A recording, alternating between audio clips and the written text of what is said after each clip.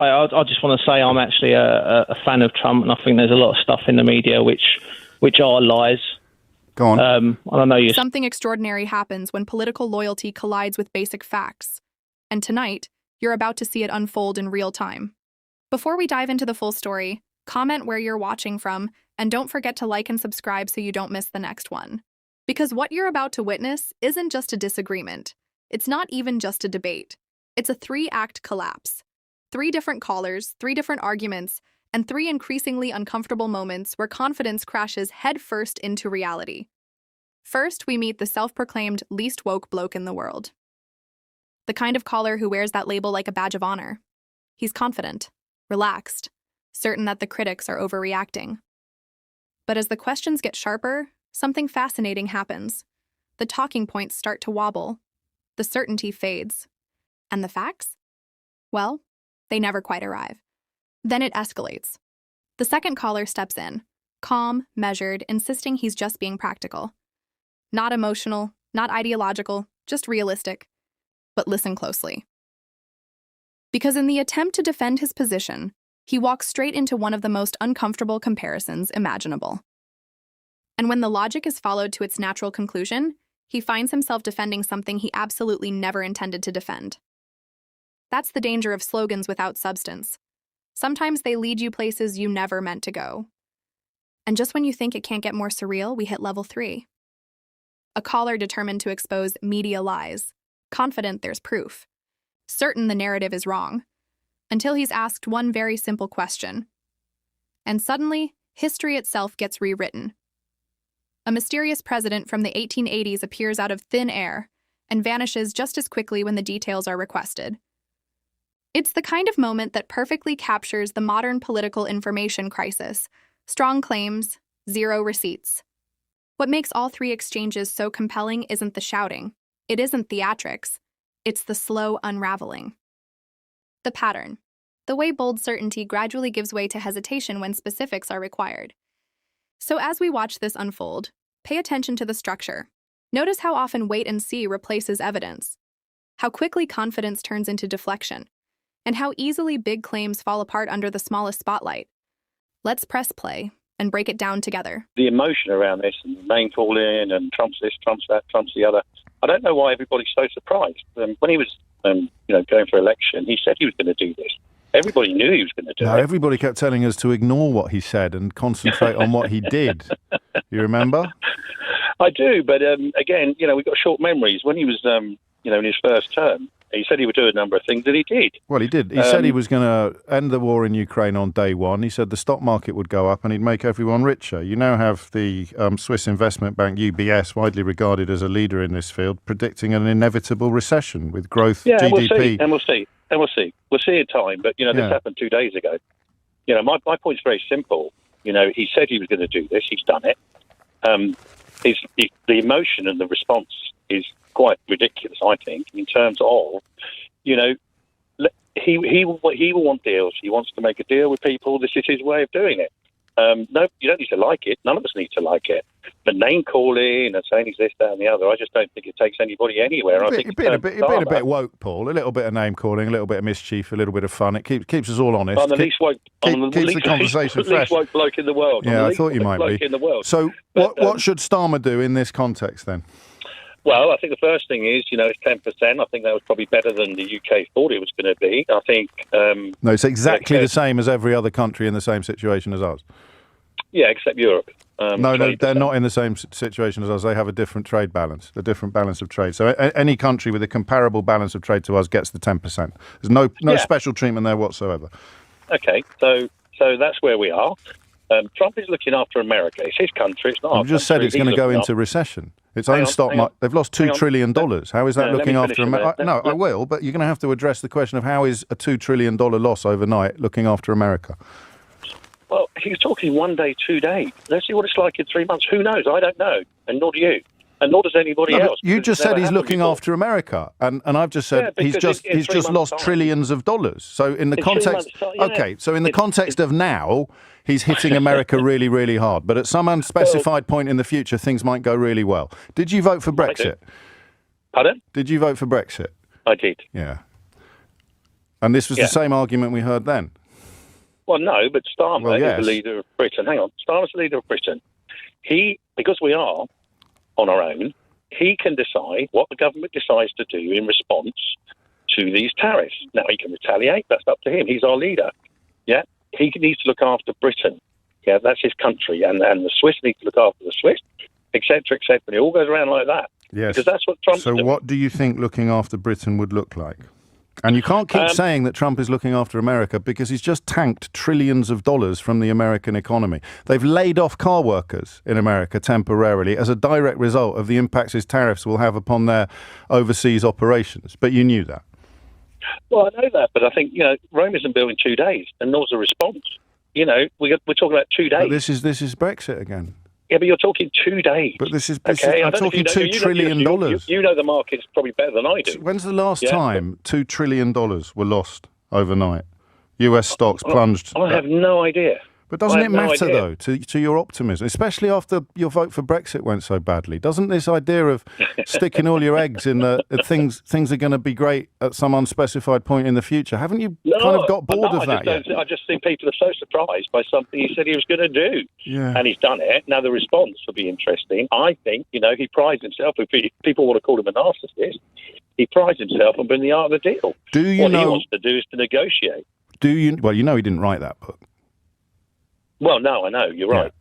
Do you know what happened the last time they brought in tariffs like this? Oh, God, no. I haven't got a clue. But doesn't it matter, Paul? No, because I think that... No, that's why I find conversations like this fascinating. You voted for Brexit. You're making all the same arguments about Brexit. Brexit was an undiluted catastrophe, but this one will go really well. Well, I'm not sure it is a catastrophe, was it? What's your favourite bit? Pardon me? What's your favourite bit? My favourite bit is, you've probably got a point, actually. It's about controlling entry and exit from the country. How's that worked out for you? That's probably, you have a point. Yeah, and we could, of course, have controlled it a lot more robustly before you voted for it. So the thing you voted for has been a catastrophe. The reason why you voted for it has got immeasurably worse, but you believed things would be brilliant at some unspecified point in the future, and here you are making exactly the same arguments about Donald Trump. Well, no, what I'm saying is, I think... No, hang on. I have hung on. It's about the people. It's about the people, who are leading, this country. Yeah, and it should be very easy for this country to control its borders. They don't, because the government before and this government are useless. See, I have a theory that everybody who likes Trump and Brexit is obsessed with immigration. And here you are talking about $2 trillion losses that America has taken overnight, saying, hey, wait and see, it might all turn out to be brilliant. But what you really, really care about is immigration. No, I don't. I think I care about it. Why'd you bring it up then? Well, you brought it up. I didn't. No, I didn't. I asked what your favourite bit of Brexit. I asked what your favourite bit of Brexit was. I asked what your favourite bit of Brexit was. I gave you an example. You're right. Yeah, but no. So what is your actual favourite bit of all the things that have happened? Yeah, and Brexit has played out, which is why the parallel is so interesting. So of all the things that have happened, what's your favourite bit? Of Brexit? Yeah. I think just controlling your own laws. Which ones do we control now that we didn't control before? There's a lot now that we're not impacted by the EU that we were. I didn't like being dictated to by Brussels. Like on what? On what? Well, whatever the silly laws came out of them. Go on, then give me one. Give me one. Oh, come on, there were loads. I can't think of one, but you can, because you know that there are loads. Go on, give me one. Don't be silly. Give me one law. Out of Brussels, there were loads out of Brussels. Give me one. Why is that funny? Lots. You voted for it. There are lots, and you can't name one. Well, Brussels, we didn't have control of our own laws. For example? I can't think of an example. Well, I'll wait. Pardon me? I'll wait. You'll have a long way. I can't think of an example. No, but you're bound to be able to, because there's loads. Paul just told me. So I'll wait. You're very good, but no. No, I'm not. I'm not. I just care about facts. Anyway, we're not talking about Brexit. No, I am. I'm waiting now. You're waiting. The economy, let's wait and see. No, tell me the thing that's gone really well. You said the law that you're pleased about. My point is, let's wait and see. I think many countries... I'm waiting to see what law you're going to tell me about. Well, we'll negotiate, and Starmer can negotiate for the Britain. Don't change the subject. Not for Europe. Don't change the subject. No, Paul. he can negotiate. Paul, Britain. time for one of your wry chuckles, I think, Paul, isn't it now? Time for a wry chuckle? I'm still waiting for the law, of which there are loads. Well, one of the great benefits is that now we're in this situation. What about bendy bananas? Now we're in this situation. 3-pin plugs? Can negotiate for Britain. Wrapping your fish and chips in newspaper. What's the law you're happiest that you don't have to obey anymore? In this situation, one of the greatest benefits is that Starmer can just say there aren't any, Paul, because everybody listening knows. Well, this is a great one, isn't it? Go on. What's your law? Example. What's the law? Well, no, hang on. No, I'm not. I've hung on for long enough.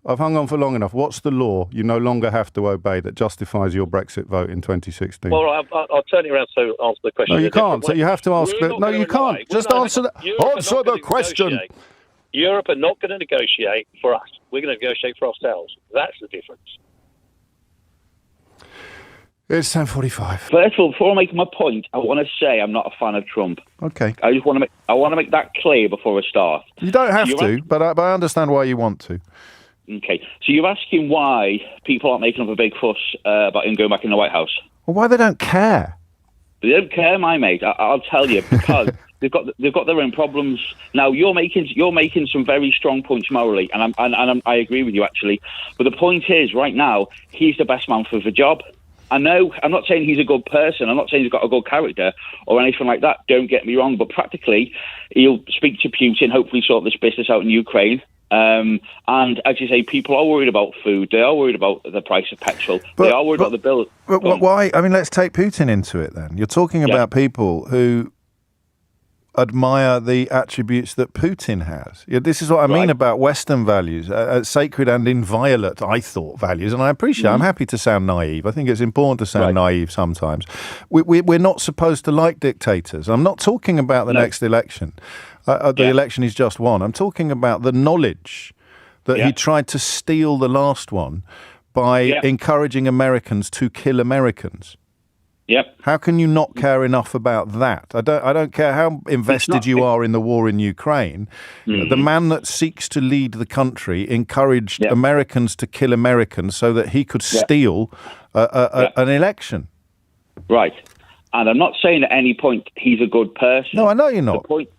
The point is, right, I know you're clever, right, and I like your show, but James, you're not a politician. You're very good on the radio, my old mate.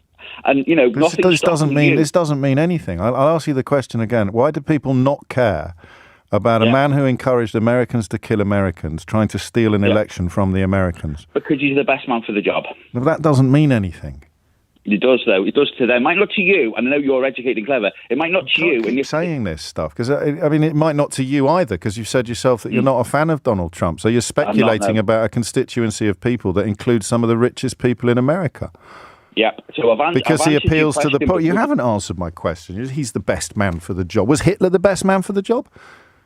Well, no, but he was the only man for the job. I mean, Hitler was the best man for the job, mate. That's what people thought in 1930s Germany. And they were wrong. But I'm not saying that. And they were wrong, weren't they? And people are probably very. But the problem is, right now, you've got Biden, who, God bless him, isn't competent, is he? Biden's wasn't even in the election battle. So you are saying the same thing that people would have said in 1930s Germany. You're just not quite ready to admit it yet. No, you can't compare him to Hitler. Of course I can. He tried to get Americans to kill Americans to steal an election from Americans. He mounted a violent assault on democracy itself. Who would you compare him to? Well, I couldn't compare him to Hitler because you've gone too far. Because Hitler was one of the most evil people who's ever lived. He killed, what was it, 6 million Jews? No, in the 1930s.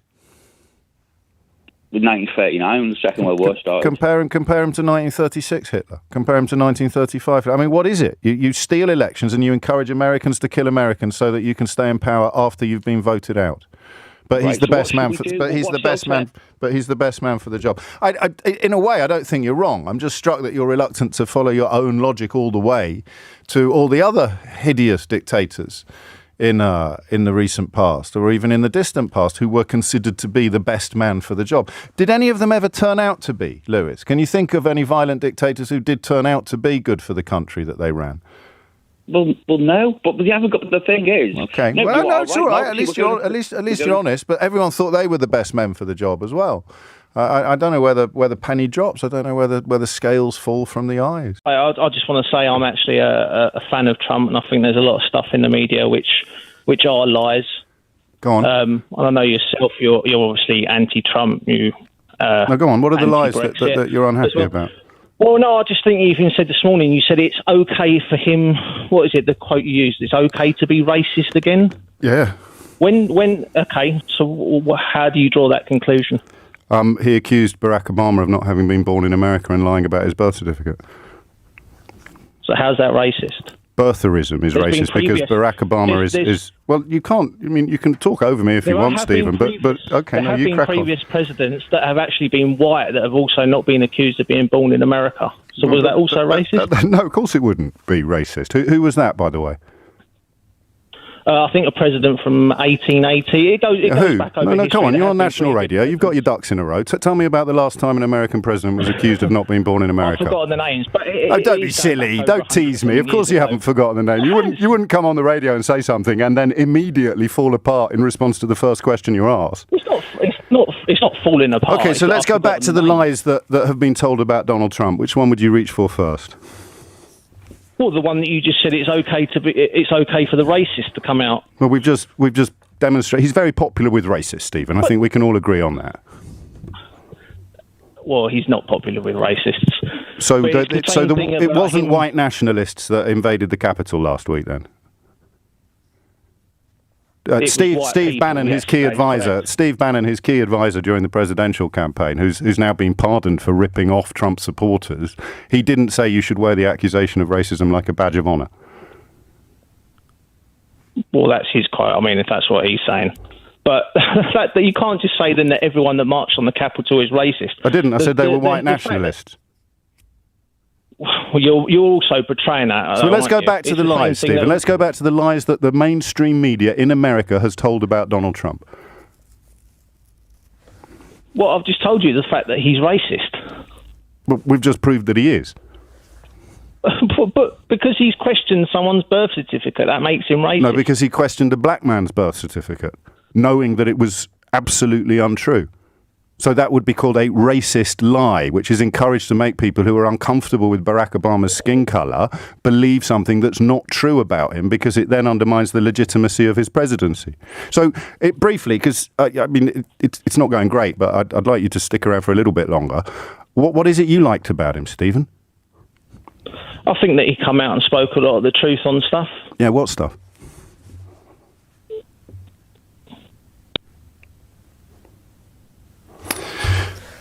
Stephen's hung up.